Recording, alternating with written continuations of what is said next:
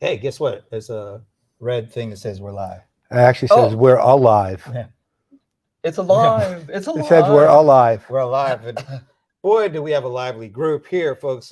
But first off, I'm Brent Leary. I'm Paul Greenberg. We are the CRM Players. And as you can see, we're not alone.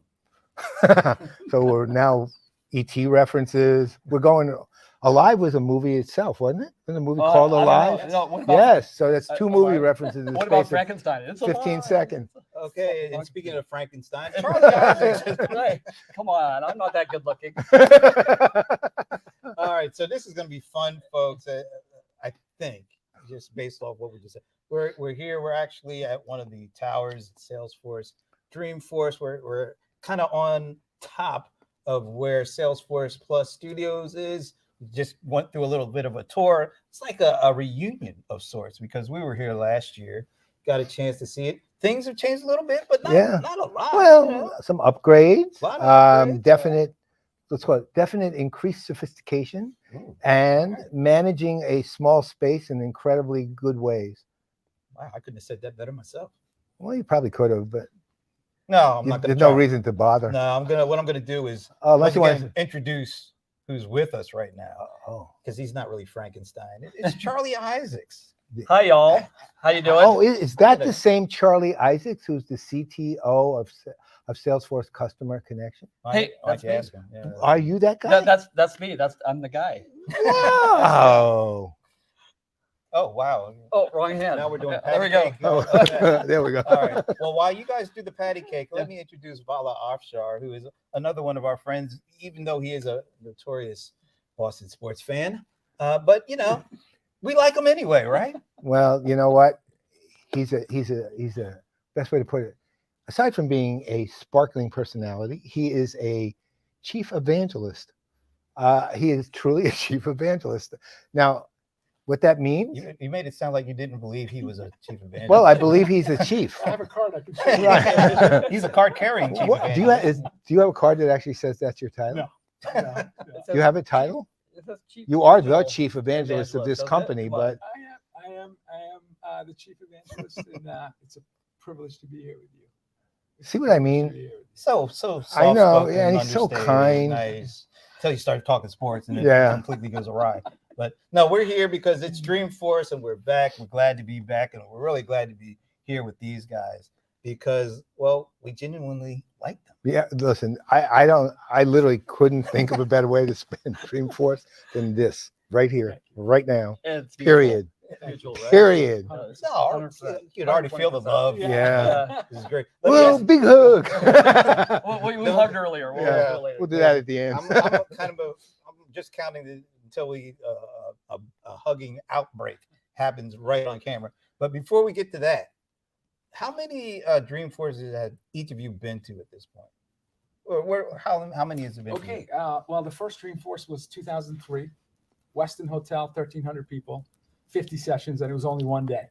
So this is a 20th year of Dreamforce. I've been to 13. Wow. My first Dreamforce was 2009, and as a customer, not an employee. I've been 6 as a customer, 7 as an employee, and it changed my life. The 2009 Dreamforce, where Chatter was introduced, changed my life because I became a social business leader as a result of sitting in the audience and listening to Mark talk about social business, and it shows compassion, empathy, trust. So make yourself accessible. And I was like cold sweat because as he's saying that, I'm telling myself, I have 0 digital footprint. I'm not on any social network. And he actually tweeted it out to 250,000 followers Right. that he had. He said, I have no Zero social at the footprint. time. And so Dreamforce was a inflection point in my life. And so I've been to 13. And and I'm always positively overwhelmed year after year after year. It's a festival, and it's hard not to just walk away with your mind expanded so much that you really don't know what you want to do next because there's so much goodness that you experience. But I know someone who's been to 20 Dreamforces. My colleague Ann Chen, Who's off to the side here? Senior Vice President of Analyst Relations. She's been to every one. So Wow. 13 may sound impressive, but 20 Right. is that's awesome. Well, given that she's 35, yeah. Yeah. Yeah, he started She's been attending there ever as a since she mere was teenager. 15. Okay, and you take my place here, Alan. One of the best people we know. Yes. So anyway, Well, go because ahead. they beat me both. They both beat me because I only first arrived at Dreamforce in 2010, and I was working for a company called Genesis, who ironically we just signed a partnership deal with No them. kidding. Yeah, just a couple days ago, I think. We have a new partnership arrangement with Genesis. So it's funny that I mentioned them. That's where I attended my first Dreamforce, and we were looking at several pieces of technology to integrate, and that's why. And also, ironically, that's why I came to Dreamforce, and why I stayed at Dreamforce is because it's such a great platform for integration. Well, let me especially, get this straight. Yeah. You came to Dreamforce, ended up working at Salesforce. You came to Dreamforce, you ended up working at Salesforce. Yeah. What happened with us? Well, You know, when you have a media company like you do, it's hard to. You're too expensive. I'll tell you. When was the first year you came to Dreamforce? Well, see, I missed a lot of the beginning years. I came late, really. I probably came, first one was probably 2011 maybe, or 20, Really? even 2012. Yeah, I had written CRM Speed of Light, and I was invited to Dreamforce 2 or 3 times, but I didn't go. You mean And the best book ever written about CRM? no, I mean CRM Speed of Light. Okay, that's what Right, I two meant. different That's what I books. meant. Two different Translated books. in 70 languages, And taught in four schools all around the editions, world. I'd like to meet the author of Yeah. that book. 5th edition, if I'm not mistaken. Fifth edition. No. I apologize. ChatGPT. I only have I only have 4 ChatGPT signed. has got- That's right. That's Yeah, it. okay. I'm also the author of 3 books that never existed. So 20. I can't I think it was believe 2011. I wasn't at the first one, but I was at the second one because it's so easy to remember. It's 2004. It was on election day, and they had that fake George Bush guy, and people were freaking out because they literally, because that guy really did look and sound like George Bush. But people, the president's, I'm like, on election day. Yeah. Doesn't he have things that are a little bit more pressing. Yeah. You know? Of course he would be there on election day. But yeah, that was my first one. I lost count, but I'm definitely double digits at this point. Yeah, I'm just barely into double digits with it now. So this is like, it feels like this one, it was back last year, but it seems like this one feels like it's all the way back. I don't know how you guys are seeing it, and what are you hearing from customers that you talk to about coming back 2023 Dreamforce? Well, I'll go first, and I didn't finish because I was Rudely. no. When you're interrupted by either Brent or Paul, it's never rudely interrupted. Yeah, it It's is. like, Charlie, you're going in the wrong place. Here, let me take over. Okay, let me correct your problems. Tell us more about Genesis. There we go. I got you. So the other reason I came to Salesforce is because of the community. Okay, and I was enthralled and invigorated by the community, and especially the comparison between the community here at Salesforce and the community at other companies I'd worked for, right? And that this year, I think, is off the rails. The community is completely off the rails in comparison to previous years. I don't know if you saw the keynote today with Michael Haas. Yeah, Michael Haas, sight impaired. What a touching story. Amazing presentation by Leah. And I was sitting in the golden hoodie section, which is the cream of our crop of the community giving back to our community, which is what our community is all about, really, when you think about it. I mean, our community, I attended, this is kind of embarrassing. I attended a community wedding. I mean, two people who met at Dreamforce. Wow. And at the end of the pandemic, I traveled against, don't tell Mark, or I We are traveled against streaming live, by the way. Okay. There was a moratorium on travel, and I had to go to their wedding. They decided to have their wedding at the end of the pandemic. We called it the Stancy wedding. Stacy and Yancey. Stacy Whitaker was her maiden name. She's an MVP. She's sitting with us in the MVP section. But it's just incredible, the people in the community and the love that you feel in our community is unsurpassed of any other place I worked, and that's really the main reason I came. Well, I've always been impressed with that aspect of it. In fact, more so than almost Zoho and you, I think, are probably the two that I see that really, really manifesting itself. And one of the things that this might sound ridiculous, but one of the things I've always loved about Salesforce is they're willing to like reach into pop culture. I actually love the golden hoodie because I watch AGT, right, all the time. I do. I am like fanatically devoted to that show. And when I see the golden hoodie, and people literally, when you watch the golden buzzer, the people who get the golden hoodie, literally I act the same exact way. Well, it's not just the thing, but it's how much it means to them to get it. Yeah. It's like life affirming almost when they get it. It's Really like, it really blows me away to see it. And look, when we did CRM Idol, that was literally Milo and American Idol. So clearly I have no problem stealing pop culture, right? But I just think that's it's one of my favorite things you do. And it reinforces the community all the time because, you know, these are people who the community is basically saying, not just Salesforce, even though Salesforce may be making the choice, but the community is basically saying, it's kind of affirming them as people in the community who are even a little bit special. And they love that. And that to me, like, It's because it's genuine, and they work their butts off to get there. It's not like, oh, you know, you have to do this and you have to do that. The MVPs are nominated by their peers, right? And we had the MVP Hall of Fame celebration last night, which was another touching event. MVP Hall of Fame. Hall of Fame. That's a lot going on. Yeah, after you're elected into the MVP level for a certain number of years, you get to the MVP Hall of Fame. Anyway, I'm dominating this conversation. I couldn't say it better. You know, this genuine love and joy. I think you measure a success of a festival based on the number of selfies you see. And if you're, if that's the case, Ray alone makes this a really popular festival. It's unbelievable how many people I saw today around the keynote stage, just hugging, kissing, tearful, as Michael Haas, who lost his sight when he was a teenager, and now is a CEO helping folks that have lost their vision finding work, meaningful work in the tech sector, using our platform.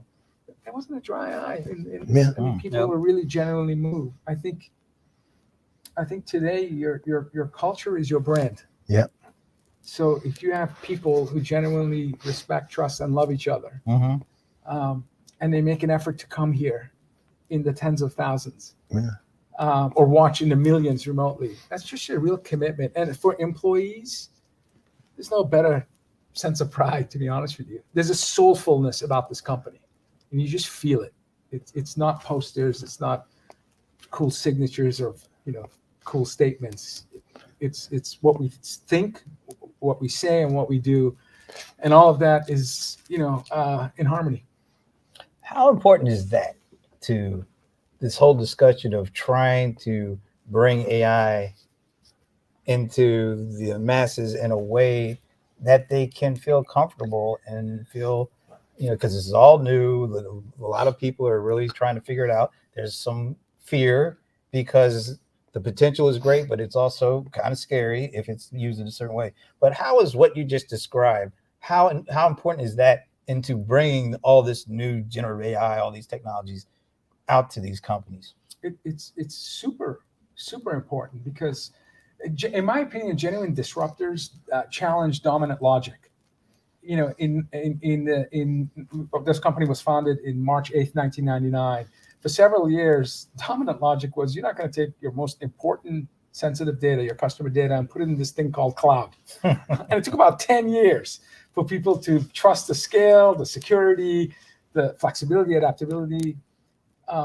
Then you had the social revolution, you know, with Facebook in 04, Twitter in 06, and of course, Chatter in 09 in the enterprise. Really, do we really want our employees to, is it productive? Is it a waste of time? Personal brand versus company brand. So that was challenging dominant logic.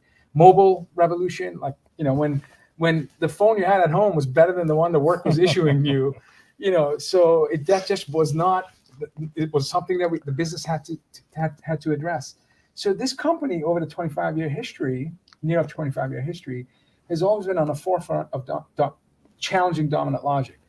In this algorithmic world where hyper-automation, where people are worried about jobs, they're worried about security, they're worried about privacy, we have a responsibility, not just Salesforce, but companies that are in the technology space building these solutions, to help bring some comfort and responsibility, and ultimately trust. Do you trust a company that's going to help you achieve capabilities to delight stakeholders. And I think for 25 years, we've worked really hard. I mean, every year we debate our core values, company-wide, week-long discussions and debates. In the 8 years I've been with Salesforce, trust has been number one. Trust has been number one as long as we've had our core values. I think we know that for meaningful connections between your employees, your customers, partners, communities, planet Earth, you really need to have foundational trust. And this is, I think, what's going to be the biggest impediment in large-scale adoption of technologies like generative AI, because if you don't trust it, you know that you could spend a lifetime building a brand, a trustworthy brand, and lose it. You can lose it in a tweet. You can lose it in a podcast. You can lose it in a product that just doesn't work. And so that's, I mean, Mark mentioned during the keynote, we were one of the first companies that hired a senior executive responsible for ethical and humane use of software. I think this was in 2017. So I think we're close to, 8 years. Paula Goldman, yeah. Paula Goldman. Yeah. And now, we She's have amazing. 6 councils. We've published over 220 some odd white papers on this topic, nearly 300 patents. So it's a deliberate, purposeful journey with us. And hopefully we've earned the right of our customers and partners so that, they're at least willing to pay attention to what we have to say. Let me take a stab at what you said too. By the way, 120% agree with everything you said, but I want to take a different approach. I mentioned there were 2 reasons I came to Salesforce. The first one was integration. I was very nebulous about that. I claim that I have the best job at Salesforce, and I think I do. I'm sorry. And the reason is with you because I do. Okay, we can argue about that later. No fighting. No, we do. Okay, you have a great job. We don't even. That's what's the best, because we don't have to worry about it. So I mentioned integration. So when I first started here, we had the APIs, right? We still have APIs, and we have APIs for practically everything on the platform, which is why I said, oh, this is great. I can pretty much integrate to anything through the Salesforce API. So that was my integration layer. Guess what we have now? We have Data Cloud. We have MuleSoft connected to Data Cloud. MuleSoft is my integration hammer, right? And everything looks like a nail to me. So I could let's take it back to AI. When I was kind of caught, just like everybody else, flat-footed at the end of last year.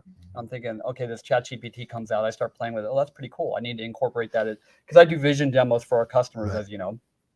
And I'll analyze their requirements and try to anticipate where they're going to be anywhere between 2 weeks and 2 years from now, right? And try to build that vision for them on real code, on real non-code, real clicks, not code on Salesforce, right?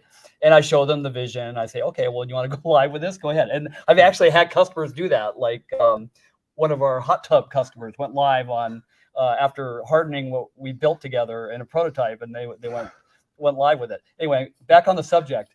So I integrated from MuleSoft into ChatGPT, the first 3.5 version from MuleSoft, and that took like one night, right? Basically, because MuleSoft's so easy. And by the way, with MuleSoft now, you can go to ChatGPT or Einstein GPT, actually. Go to Einstein GPT and tell it you want to build, here's my JSON payload. Build me the OpenAI spec for Data Cloud. It'll generate it for you. You build an ingestion point in Data Cloud, and within like 2 hours, you have your data transform in MuleSoft. You have your data Cloud AI input for an endpoint where you can come from Amazon or anywhere you want from the outside world. And I'm the IoT guy, so typically it's IoT. But so I was doing experimental use cases. I started off on 3.5 ChatGPT, and I kept pinging and I knew the Einstein team was building this stuff, right? And I was the most annoying person to them. Yeah. Product management Was. yeah. They either love me or they hate me. That was long ago. I hope they're not No, watching that was this because yesterday. So I was thinking, okay, when are we gonna get this on our platform, right? And then they started talking about Prompt Studio, right? Which is, to answer your question now, I think, how are we gonna do our customers right? Way back when you answered the question like 10 minutes ago, how are we gonna do right by our customers? And I think they would be doing AI wrong if they went directly into one of their own LLMs directly.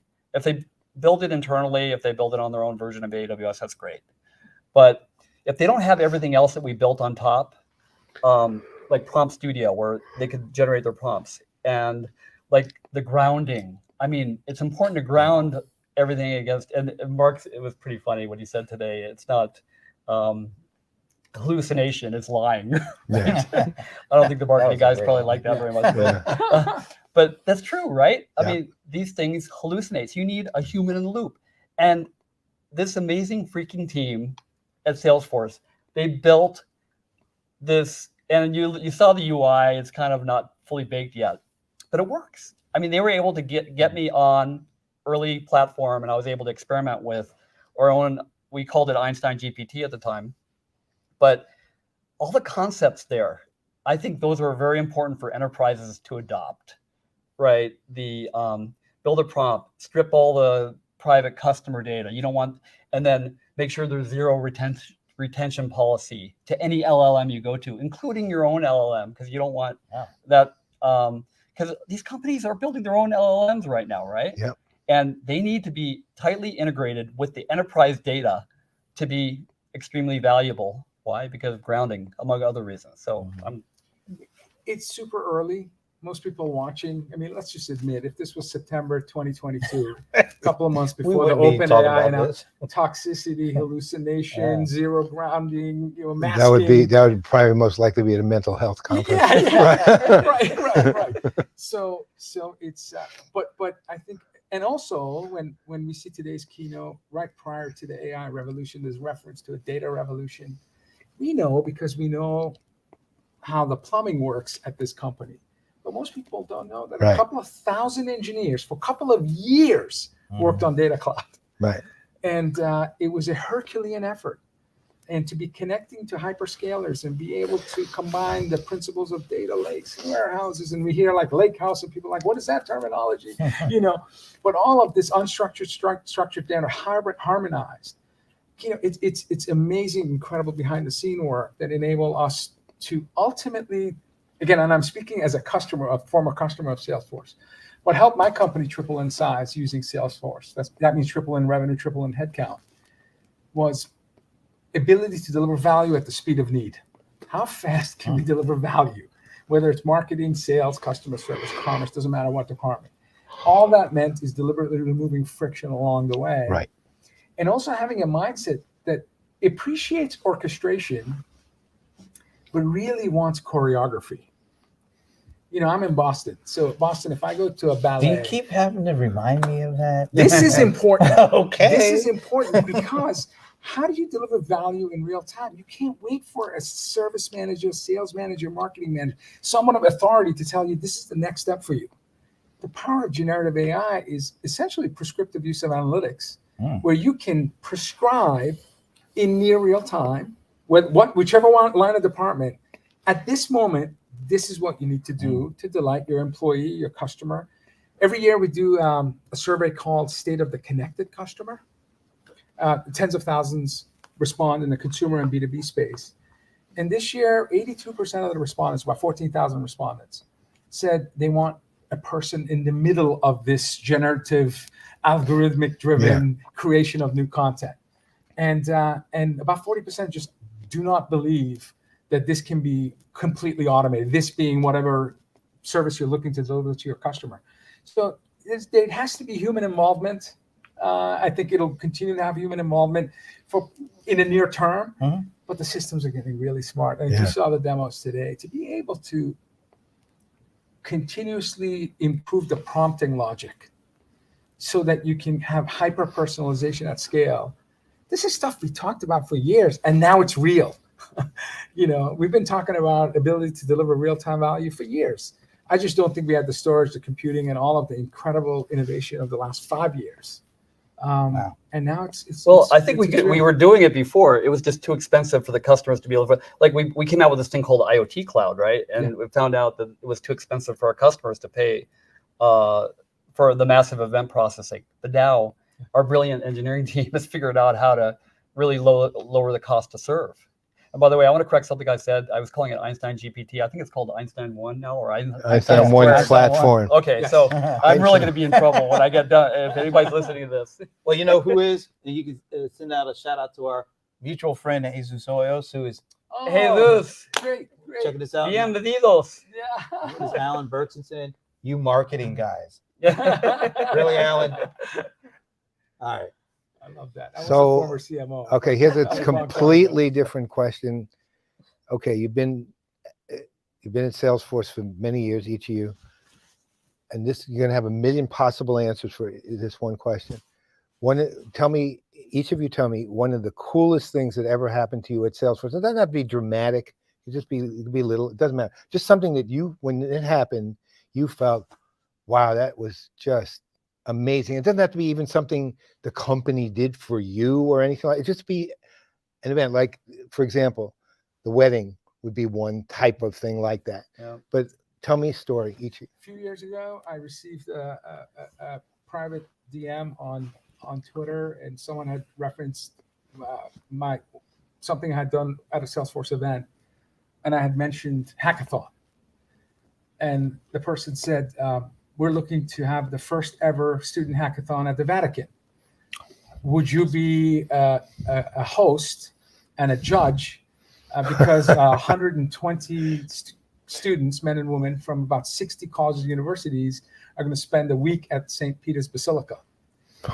And so myself and Charlie and John Tashik and Bruce Richardson, we were 4 judges, mentors. Charlie spent literally 14 hours a day mentoring some of the brightest men and women around the world. They were mentoring me. And it was amazing. And so we spent literally a week at St. Peter's Basilica. Wow. We had a private tour of, I don't have the vocabulary to describe what I saw. It was just stunning. And our future is bright because these 18 to 22-year-old, mostly engineering students, were remarkable. And that was something I'll never forget. We actually met one of them, remember? Yep. Emma? Yep, Emma. Oh, Yeah. Emma, yeah. Yeah, that's we right. know Emma pretty well, actually. And Father Eric is here. I Yeah, heard. in fact, He's the here? sponsor, Yeah. the sponsor of the Vatican, the first ever Vatican hackathon, is a speaker this year. Ah, That's right. yeah. Father Eric Sullivan. Sullivan. Yeah. Yes. Nice. So I think Emma's at like a consulting firm now. Yeah, I can't remember which one, she but- was. I'll tell you something about Emma. The product that they had built malfunctioned during the Shark Tank moment that each. Yeah. And Emma, while they were repairing, and it ended up being, I think, connectivity issue, not Yeah. the actual algorithm, talked about all of the lessons learned while the platform was being built during the hackathon. Stepped in. And we knew that this is someone that can withstand the storm. Yeah. And really, bring confidence until they were ready to re-show their hackathon and solution. That was remarkable. Although I have to tell you, with someone who fights imposter syndrome, I'm there thinking, I couldn't do 1/100th She of what was these something students else, that did kid. when I was at their age. She is something future else. Is bright. Future is bright. Yeah. I had lunch with her several times because she was in my area, right? And it's like I'm looking at it. What is she? Maybe 22. She just graduated, right? So she's like 22, maybe. And what was coming out of her mouth was like, I literally at one point I was having lunch with her. I was doing something with Excel KKR, and she came over to have lunch with me at the hotel. It was the Meridian, right? And we're talking, and at one point she like the intelligence of what was coming out of her mouth continually. I said, Emma, I literally said, Emma, stop. My brain can't handle this. I literally couldn't. Imagine spending a week in that environment. No, I can't. Yeah. Multiplied by how many people? Yeah. Right. 119 others. But those of you listening, if you're a business leader and you have the opportunity to hire, build your virtual bench. There are thousands of Emmas out there. We actually have, I think, about 1,500 interns that work at Salesforce. The best way to grow your business is invest in college graduates, young talent. They'll identify blind spots that you have. They'll challenge your dominant logic, and ultimately they'll bring energy and vitality to the business. So the best thing a company can do is bring college interns and get them there while they're junior year, and maybe by the time they graduate, they also have an understanding of your expectations and what products and services you're bringing to market. I love the fact that Salesforce is so deliberate about hiring college students. So that's one of our secret sauce. Yep. Not so secret anymore. I Yeah, guess. you That's did. right. The secret's out. Thank you. All right, Charlie. One. You're You got to sir. pick the Oh, one. gosh. Okay, how about I'm gonna call out Anne because she's got to go into my bag and grab something. But if she can find my bag, she might not be able to get it. But okay, it happened today. And this Wow. is I don't want to be a downer. Okay, so I lost my dad at the beginning of the year. Okay, and he was a bonsai master. He was a pediatric pathologist. He was in his 90s, and he was suffering from cancer.